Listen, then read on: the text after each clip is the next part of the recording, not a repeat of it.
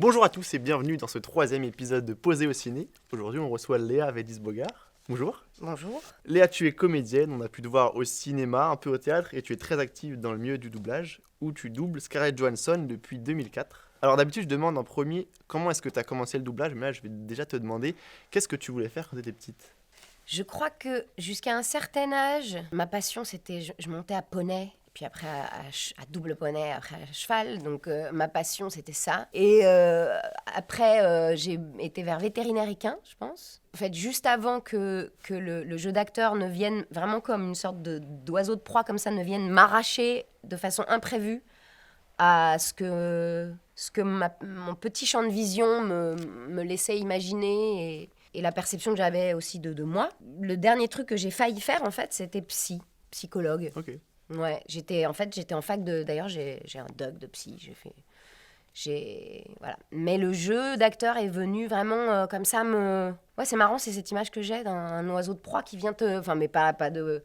Ou d'une maman lion qui vient t'attraper par la peau du cou et te mettre et te dit non, ta route c'est pas par là, c'est par là. J'avais pas du tout prévu d'être actrice, j'en avais même pas envie quoi. Ok. Voilà. Et du coup, qu'est-ce qui t'a poussé à commencer la comédie? Mais ça a été une sorte de coup de foudre, mais pas au sens romantique du terme, plutôt au sens métaphorique. Je me suis construite donc entre 5 et 18, entre 5 ans et 18 ans, avec une idée de moi, mais absolument pas artistique et pas créative. Et je me pensais moi-même, je me définissais moi-même comme une analytique. Analytique, et donc j'ai failli devenir psy. C'est-à-dire, ce qui me passionnait et ce qui m'obsédait, et ce que j'étais tout le temps en train de réfléchir pour essayer de comprendre comment fonctionne un être humain. Quand il a fallu choisir un métier, je me suis dit, bon, psychologue, ça coule de source.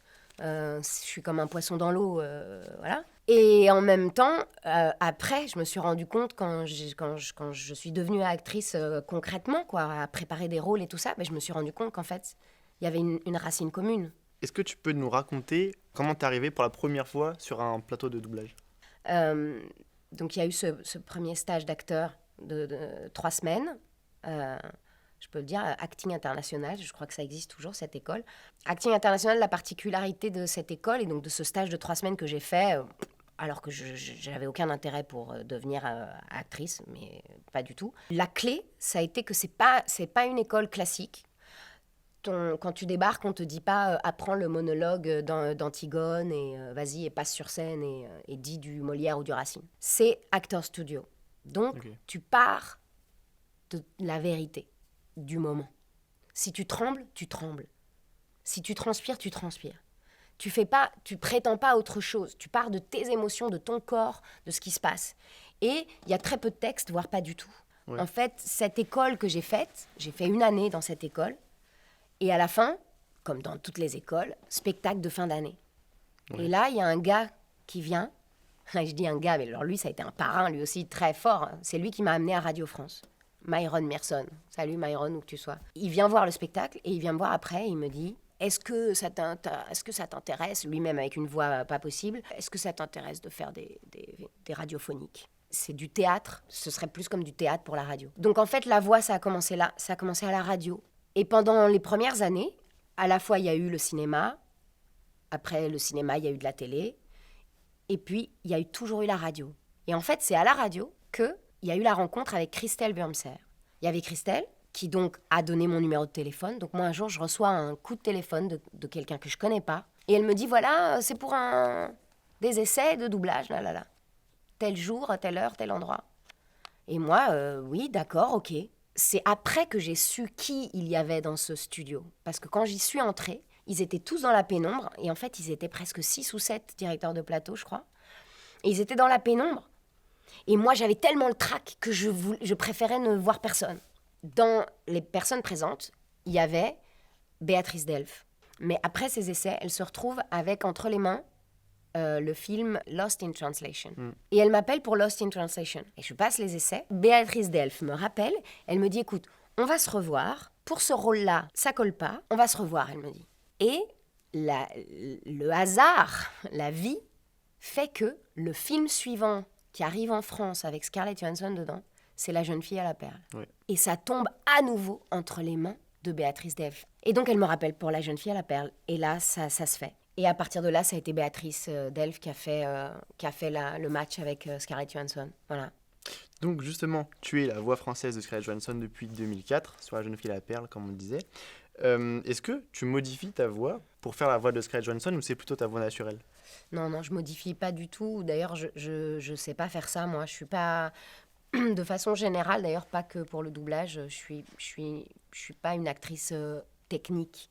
Alors évidemment, avec l'expérience, on apprend des choses et il y a des choses qu'on sait faire et oui, on apprend un peu la technique. C'est pas le chemin par lequel moi je passe quand je joue. Et donc pour le doublage, c'est pareil. C'est-à-dire que moi, je me branche à ce que je sens. Je me branche à ce qu'il y a dans l'image.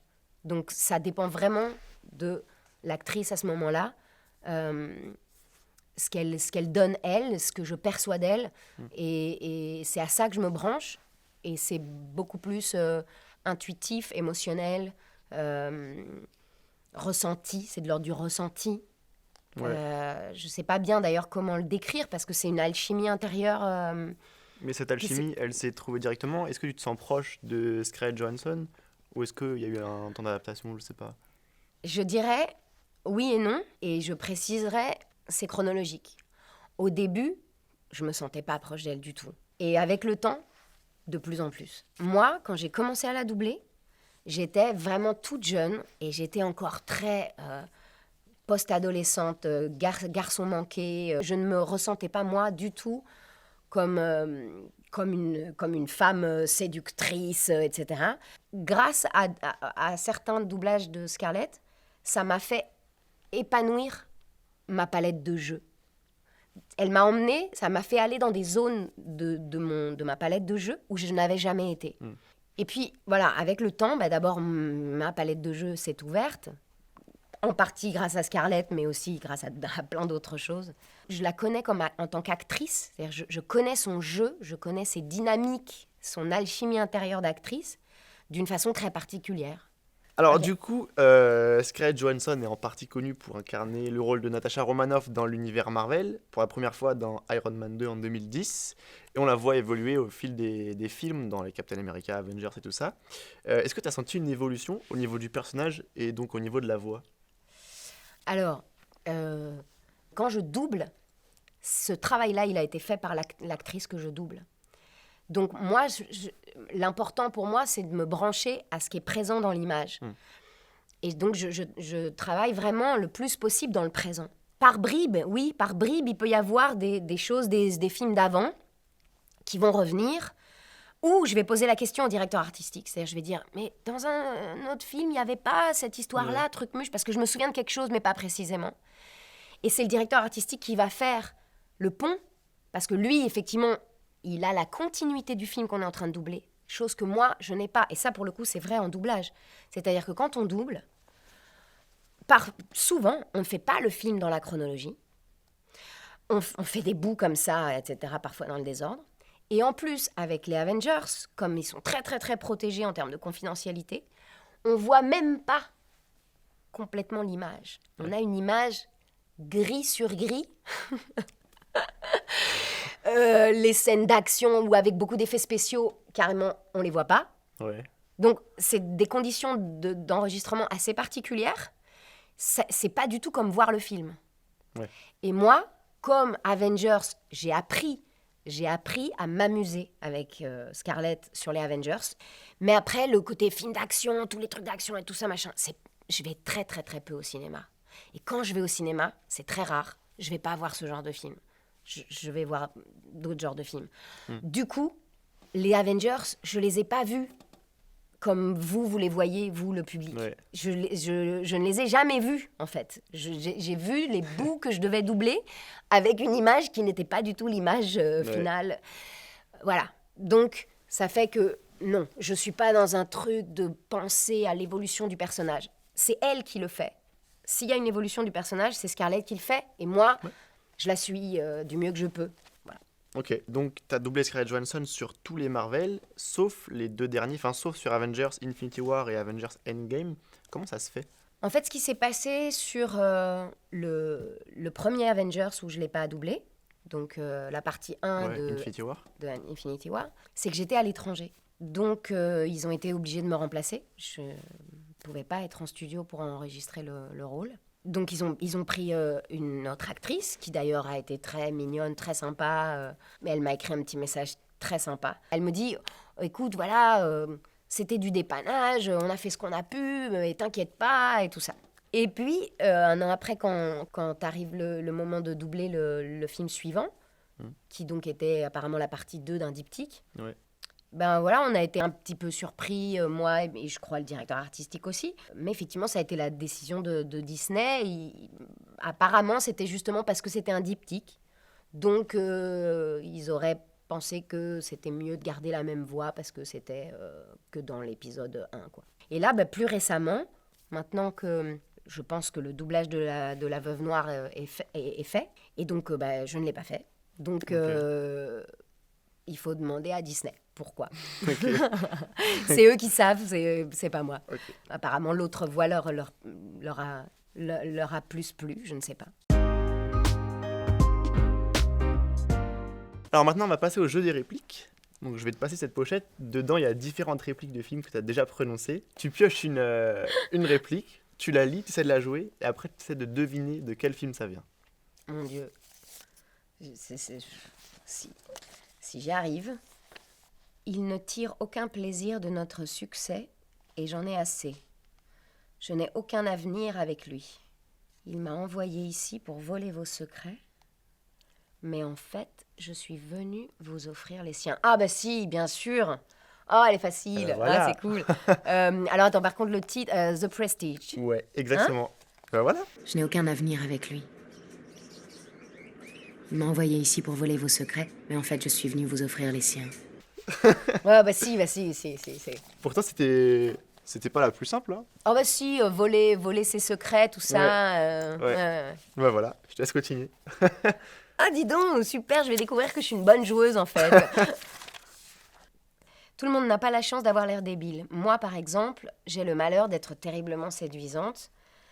Maintenant, tu vas prendre ton courage à deux mains, sortir d'ici et vivre une formidable aventure. Jojo Rabbit, bien sûr. Tout le monde n'a pas la chance d'avoir l'air débile. Moi, par exemple, j'ai le malheur d'être terriblement séduisante. Maintenant, tu vas prendre ton courage à deux mains, sortir d'ici et vivre une formidable aventure. Quelle merveille, ce film. Ouais, je suis d'accord. Mais justement, c'est un registre complètement différent que les Marvel, par exemple. Bah, rien à voir, ouais. Ouais, mais c'était un super film, je suis d'accord. Vous ne me mettrez pas en prison, vous ne mettrez jamais aucun des nôtres en prison. Vous savez pourquoi?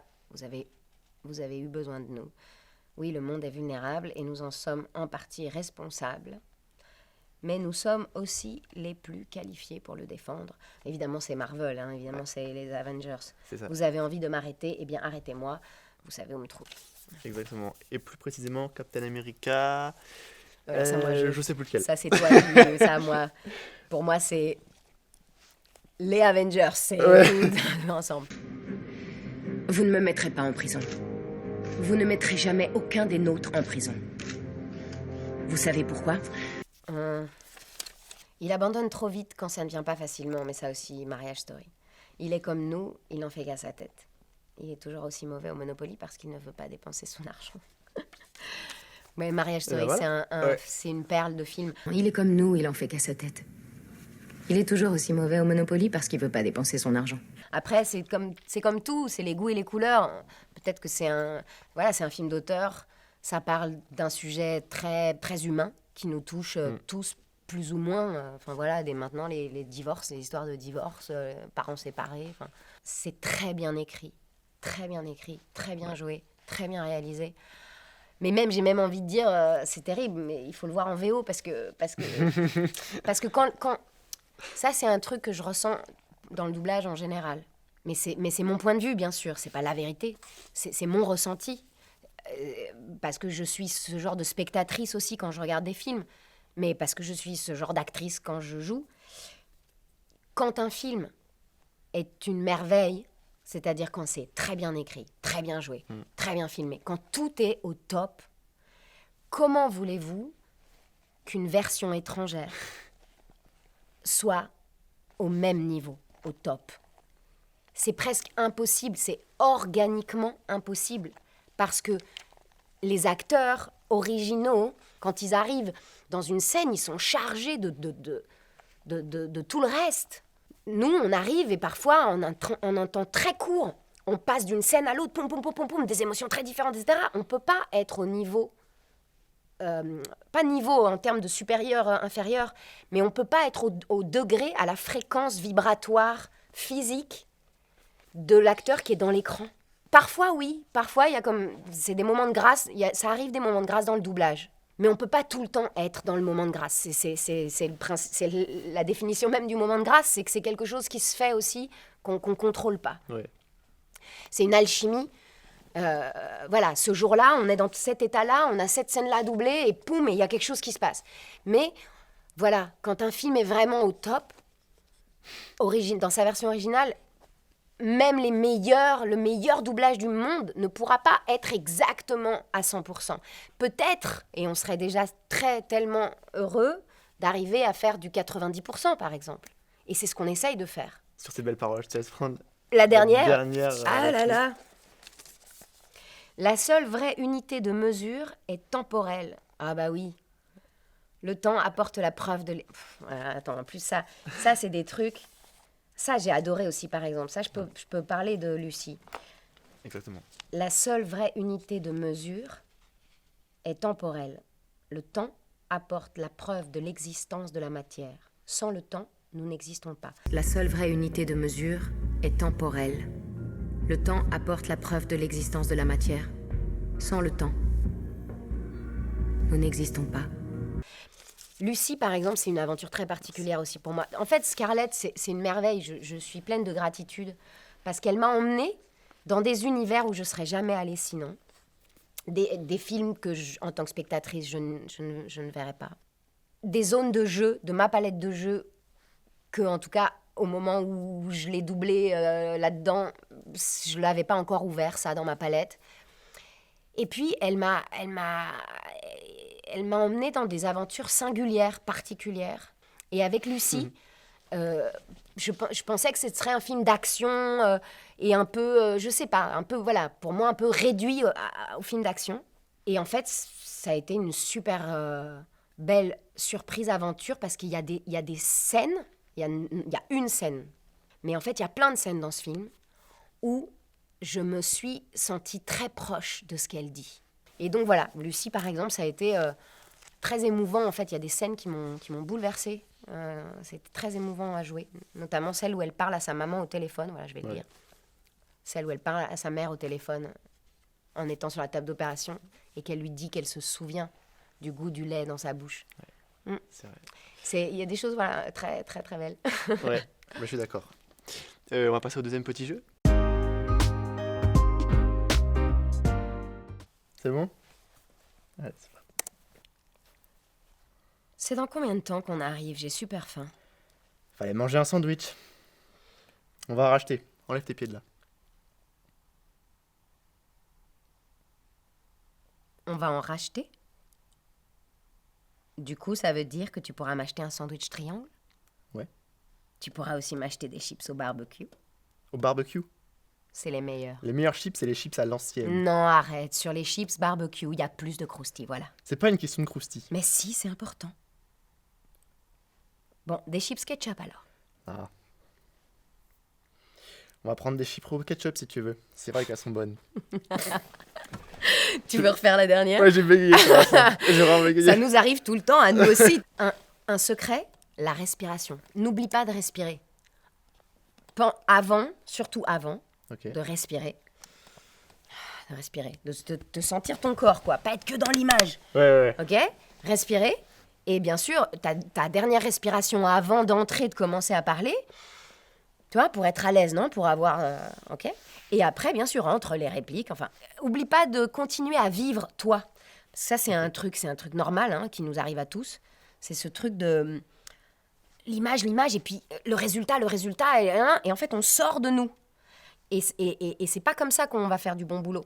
C'est quand nous, avec tout ton corps, c'est ton corps qui joue. C'est Ok. ton corps qui est vrai, qui respire, et ta voix, elle sort de ton corps. C'est comme d'un instrument de musique, si tu veux. Tu peux pas avoir juste le son de la guitare et enlever le corps de la guitare, tu vois, la caisse de résonance. Donc, reste présent dans ton corps. Ok. Et après, je sais pas si la façon dont je te le dis, ça te fait un chemin mental pour toi, mais c'est plus comme si toi, avec tout ton corps, tu rentres dans l'image, en fait. Plutôt que de seulement, avec ta tête, Ouais. lire le texte et regarder ce que fait l'acteur. Et ce truc de penser que l'acteur, c'est pas toi. Tu vois, et se dire, attends, comment je fais pour imiter l'acteur? Non. Toi, tu respires, tu te mets dans la situation. Je suis dans la voiture. Ah, ok, j'ai cette tête-là. En fait, à la limite, oui, je te dis de rentrer dans l'image, mais en fait, c'est presque comme si tu rentres l'image à l'intérieur de toi, en fait. Ok. Allons-y.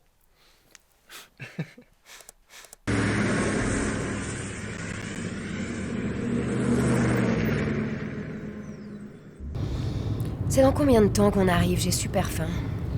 Allez, manger un sandwich. On va racheter. Enlève tes pieds de là. On va en racheter. Du coup, ça veut dire que tu pourras m'acheter un sandwich triangle. Ouais. Tu pourras aussi m'acheter des chips au barbecue. Au barbecue. C'est les meilleurs. Les meilleurs chips, c'est les chips à l'ancienne. Non, arrête. Sur les chips barbecue, il y a plus de croustilles, voilà. C'est pas une question de croustille. Mais si, c'est important. Bon, des chips ketchup alors? Ah. On va prendre des chips ketchup alors, si tu veux. C'est vrai qu'elles sont bonnes. Bon, ben voilà. C'est ce que je voulais. Elle continue à parler. T'étais à sec de dialogue? Ouais. Bah, c'était cool. C'est trop bien. T'as senti une différence? Franchement, moi, En vrai- je t'ai raconté mon chemin à moi, mais si ça se trouve, ça te Non, mais fonctionne en pas, vrai, hein. c'était un peu mieux. Je pense que la deuxième fois, elle était un peu meilleure. Est-ce que t'as senti un truc un peu différent ou pas? Ouais, peut-être. Le fait de respirer, d'être Ouais, la conscient de ta respiration, respiration? Et d'essayer de prendre l'image, tout ça. Ouais. Bah, ouais. Avant de finir cet épisode, est-ce qu'il y a un film que tu voudrais conseiller? Alors, un film de Scarlett? Pas forcément. Pas forcément. Bon, parce que si c'était dans la liste de Scarlett, ça me faciliterait la tâche. Si c'était un film de Scarlett, A Love Song for Bobby Long, pourquoi? Il y a plein de films de Scarlett que j'aurais envie de recommander, que j'ai adoré doubler, que je trouve magnifiques. Mariage Story, Jojo Rabbit, mais ouais, plein. Et donc, je veux Ouais. pas faire une liste exhaustive. Enfin, je peux pas, j'en oublierai. Pourquoi je vais, on va dire, me servir de ce petit moment que tu m'offres, cette fenêtre, pour en mettre un en avant? Parce qu'il a été absolument massacré. Il est très mal sorti en salle. Donc, presque personne ne l'a vu. Et pour moi, c'est un bijou de cinéma, merveilleusement bien écrit, merveilleusement bien joué.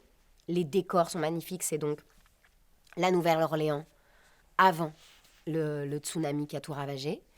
C'est John Travolta, Scarlett Johansson et un troisième acteur moins connu, mais qui est excellent dans le film, Gabriel Byrne. Ça s'écrit avec un Y.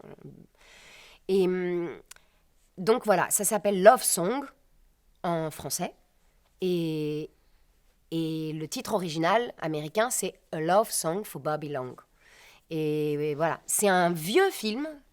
Donc j'ai doublé ça il y a, je sais pas, il y a 10 ans, 15 ans, j'en sais rien.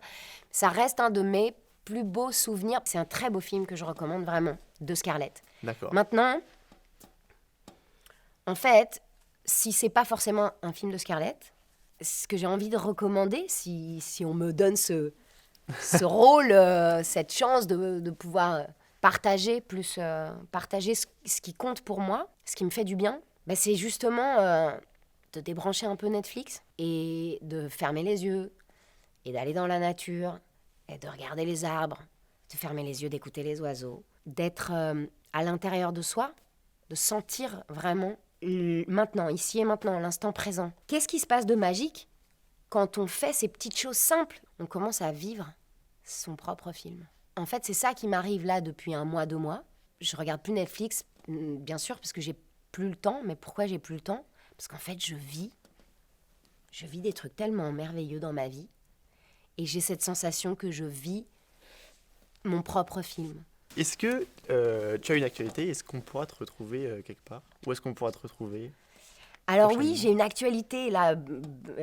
C'est le deuxième livre audio que j'ai le bonheur de faire. Le premier, c'est L'Arbre Monde de Richard Powers. Ça a été mon premier livre audio, ça a été un bonheur absolu. Et là, le deuxième, c'est un livre un peu particulier, parce que c'est pas un roman, c'est pas une fiction. C'est un peu un livre entre documentaire et... En fait, c'est une relecture de l'archéologie avec le regard du féminin sacré. Et donc, le titre, c'est « Car, femme, l'histoire te ment ». Et c'est en fait une relecture de sites archéologiques et de faits archéologiques et de connaissances scientifiques, etc., qui ont été jusqu'ici regardés, interprétés et donc enseignés, transmis, avec un regard patriarcal, c'est-à-dire les hommes vont à la chasse, je simplifie, hein, les hommes vont à la chasse, les femmes restent à la grotte, élever les enfants, pour aller vite. Et c'est très intéressant de voir qu'en fait, il y a plein de faits archéologiques qui contredisent ces histoires-là.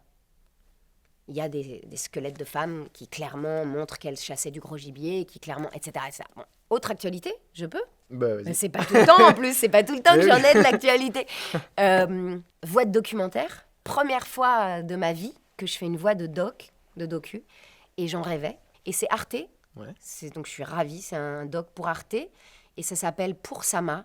C'est un film qui a été primé, je sais plus si à Cannes, je crois. C'est un film documentaire d'une journaliste syrienne, et ça se passe pendant la résistance en Syrie. C'est très très beau, très émouvant. J'étais très heureuse de faire cette voix de documentaire.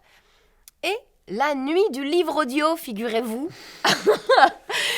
le 15 mai, donc c'est dans une... Je sais pas si elle sera sortie la vidéo. Mais c'est pas grave, ce sera de toute façon c'est podcast. Ok, ça va De alors. toute façon c'est ça se passe à Strasbourg, donc nous on va aller physiquement à Strasbourg et il va y avoir une captation. On va être, je crois, 4 personnes à lire des extraits.